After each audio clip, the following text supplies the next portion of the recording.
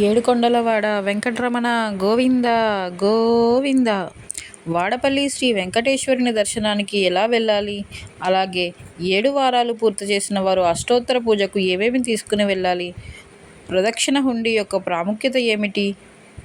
7 దోసెలు 7 కేజీల బిందెల యొక్క ప్రాముఖ్యత ఏమిటి? ఆ బిందెల్లో ఏం చేస్తారు? ముందుగా అష్టోత్తర పూజ చేయించుకోవడానికి ఆన్లైన్ టికెట్ను తీసుకోవాలి. ఆ టికెట్ 6వ వారం కానీ చివరి వారం 7వ వారంలో కానీ తీసుకోవాలి. ఈ అష్టోత్తర పూజను ఆదివారం నుండి శుక్రవారం లోపు ఏ రోజు మనకి కుదురుతుందో ఆ రోజుకి టికెట్ను ఆన్లైన్ చేయించుకోవాలి. ఆధార్ కార్డ్ నెంబర్ను తీసుకుంటారు. పూజా టికెట్కు 2 మాత్రమే వెళ్ళాలి. 10 సంవత్సరాలలోపు పిల్లలను తీసుకువెళ్ళవచ్చు. వారికి టికెట్ అవసరం లేదు. మనకి గుడిలో పూజ చేయించుకోవడానికి 2 కొబ్బరికాయలు, తులసిమాల 1, పువ్వులు, అరటిపళ్ళు అర డజను, పసుపు, కుంకుమ, అగరవత్తులు, ఆదికర్పూరం తీసుకుని వెళ్ళాలి. అలాగే బ్రాహ్మణులకు దానం ఇవ్వడానికి స్వయం పాకదానం తీసుకుని వెళ్ళాలి. స్వయం పాకం అంటే మీరు బ్రాహ్మణులకి స్తోమతను బట్టి ఎన్ని బియ్యం ఇవ్వాలనుకున్నారో అన్ని బియ్యం, కేజీ బియ్యం నుండి ఎంతైనా ఇవ్వవచ్చు. అలాగే కాయగూరలు, పప్పులు, వాటిని స్వయంపాక దానం అంటారు. పూజ పూర్తయిన తరువాత అక్కడ బ్రాహ్మణులకు అవి ఇస్తారు.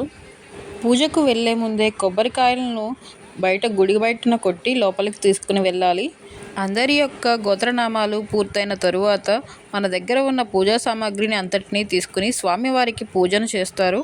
అష్టోత్తరాన్ని చదివిన తరువాత గోవిందుల వారికి నైవేద్యాన్ని సమర్పించి హారతిని ఇస్తారు.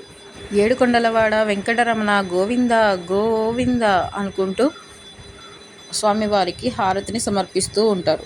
అష్టోత్తర పూజను చేయించుకునేవారు 6, 7, 8, 9 గంటల వరకు మాత్రమే అష్టోత్తర పూజను 4 బ్యాచ్లుగా చేస్తారు.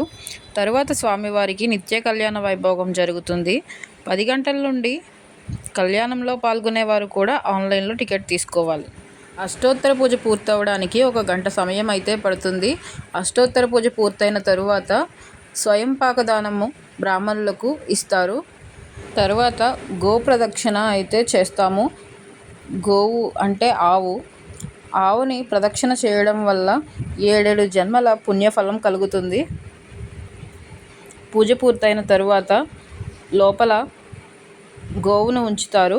ఆ గోవుకు ప్రదక్షిణాలు చేసుకుంటూ ఉంటారు. దానితో అష్టోత్తర పూజ కార్యక్రమం అయితే ముగుస్తుంది. గదాధారుడైన శ్రీ వెంకటేశ్వరుని దర్శించుకోవడానికి లోపలికైతే వెళ్తాము గర్భగుడిలోకి.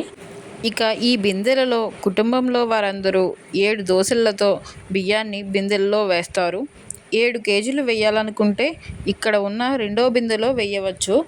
ఈ యొక్క బియ్యాన్ని మనం అష్టోత్తర పూజ అయిన తర్వాతనే కాకుండా ముందుగా 7 వారాల్లో ఏ వారమైనా వేయవచ్చు. ఇక ప్రదక్షిణ హుండీ యొక్క ప్రాముఖ్యత ఏమిటంటే మనం 7 ప్రదక్షిణలు చేసినప్పుడు 7 రూపాయలను వేస్తాము. అది గుడి బయట ఒక హుండీ ఉంటుంది. అక్కడ కుదరకపోతే ఈ యొక్క ప్రదక్షిణ హుండీ దగ్గరకు వచ్చి ఆ యొక్క 7 రూపాయలు వేయవచ్చు. లడ్డూ ప్రసాదాన్ని విక్రయించే స్థలము అది. శనివారం దర్శనం చేసుకోవడానికైతే ముందు రోజు రాత్రే మేము బయలుదేరాము. మాకైతే కాకినాడ నుండి 3 గంటల సమయం పట్టింది. ఆ గోవిందుని తలుచుకుంటూ వెళ్తే ఎటువంటి అపాయం కలగకుండా వెళ్తాము. మేము వెళ్ళినప్పుడైతే ఆకాశంలో మెరుపులైతే చాలా వచ్చాయి. కానీ గోవిందుని మహత్యం ఏమిటో తెలియదు కానీ చాలా గట్టిగా పడుతుందనుకున్నాం వర్షం. కానీ 10 కిలోమీటర్ల దూరం ఉన్నప్పుడు చిన్న చిన్న చినుకులు మాత్రమే పడ్డాయి. మేము అక్కడికి చేరుకోవడానికి 10-10:30 సమయం అయితే పట్టింది. ఆ టైంకి ఏముంటాయిలే అనుకుంటే అక్కడైతే అన్నదాన కార్యక్రమం అయితే చేస్తున్నారు. ఆ టైంలో కూడా మనకి టిఫిన్ కావాలితే టిఫిన్ కూడా పెడుతున్నారు. నైట్ టైంలో నిత్యాన్నదాన కార్యక్రమం అయితే ఎప్పుడూ జరుగుతూనే ఉంటుంది. అక్కడ 12 గంటల వరకు అయితే కార్యక్రమం జరిగింది.